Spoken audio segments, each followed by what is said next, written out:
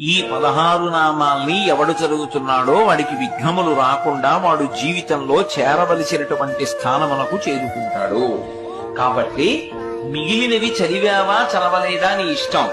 ఇది మాత్రం నీ కొరకు మాత్రమే కాదు, నిన్ను నమ్ముకున్న నీ కుటుంబం కోసం నువ్వు చదవాలి. నీకు చదవకడం చేత కాకపోతే కనీసం ప్రతిరోజు ఇది చదవడం వచ్చిన వాళ్ళ దగ్గరికి వెళ్ళి చదవమని నువ్వు వినాలి.